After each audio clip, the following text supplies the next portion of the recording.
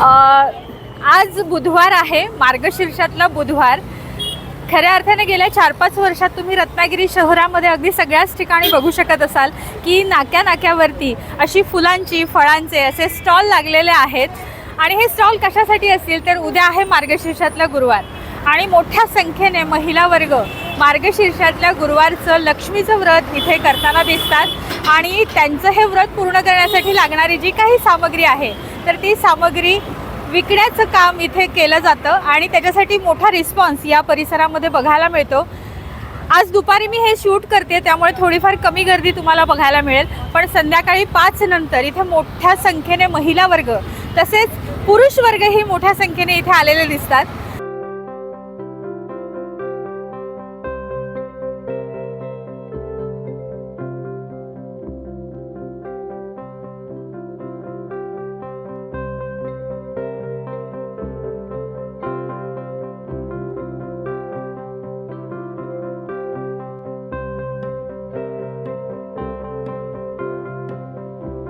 गेली काही वर्ष रत्नागिरीमध्ये मार्गशीर्ष गुरुवारसाठी आदल्या बुधवारी मोठ्या संख्येने इथे तुम्ही व्यापारी लोक येतात। हो, काही रत्नागिरीतले आहेत, काही बाहेरून येतात। आता जास्त करून बाहेरचे हल्ली यायला लागले। तर नक्की कुठून लोक येतात आणि इथे कसा रिस्पॉन्स आहे आणि हे प्रस्त केव्हापासून वाढलं? हे जवळ 20 वर्ष झाले, चांगलं आमचं चालू होतं, पण आता ह्या 2-4 वर्षामध्ये बाहेरचे बरेच लांबून माणसं कोल्हापूर, पंढरपूर इकडली येऊन आता धंदा करायला लागलेले आहेत।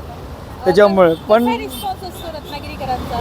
रिस्पॉन्स फुलासाठी खूप चांगला असतो, भरपूर। गेली किती वर्ष इथे रिस्पॉन्स हळूहळू वाढायला लागलाय? या साधारण 1-5-6 वर्षामध्ये भरपूर वाढायला लागला, मोठ्या प्रमाणात। तरी मोठ्या प्रमाणात खूपच। म्हणजे गिराईक संख्या सांगायची झाली तर एका दुकानावर किती गिराईक येतात? कमीत कमी 150-200 कस्टमर वाढायला लागलेत।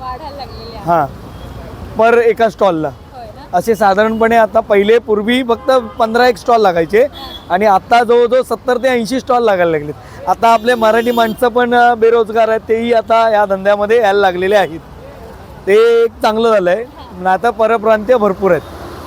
आज तुम्ही बघू शकाल की कॉलेजची काही मुलं सुद्धा आईने सांगितलंय हे घेऊन ये म्हणून इथे आलेली आहेत।